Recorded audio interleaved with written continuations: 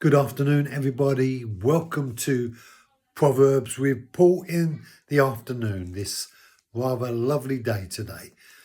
Proverbs chapter 16 and verse 26. A worker's appetite works for him, for his hunger urges him on. A worker's appetite. We're told in the New Testament, if you won't work, then don't feed them. Dependency and a culture of dependency creates a very big problem. It might seem like a good idea, but it actually undermines the very purpose and reality of getting up and getting out there. That sense of going to work and earning your way, paying for your way. And the reason why we do that is because if we don't, we're going to have hungry tummies. We're not going to have a belly that's full up with food if we don't get out there and work to provide ourselves with sustenance. And the more responsibilities we have in our lives in terms of wife and children, the more liabilities we have, and therefore the reality is the harder we have to work.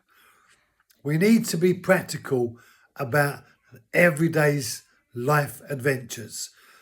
Neglecting the responsibility of going to work will inevitably create problems for our lives.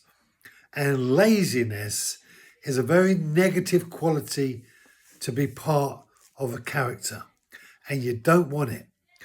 God is not lazy. In fact, when you see laziness at work, it goes alongside a whole host of other negative characteristics in a person's personality. Brothers and sisters, God wants us to be proactive in our daily chores. Otherwise, we will become lazy and we will not be able to find that sense of fulfillment.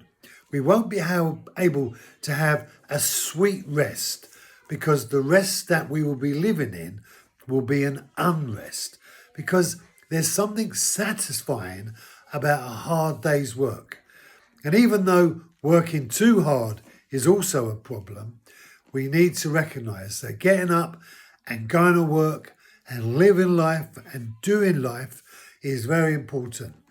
Lazing around, sitting about, watching daytime telly, laying in bed until late are all negative things ultimately.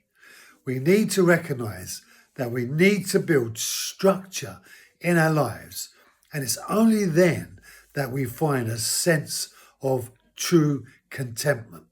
So the Bible tells us here, as the philosopher discovers, that hunger urges us on. Thank you for joining me. Be blessed. Have a great afternoon, and I'll see you tomorrow.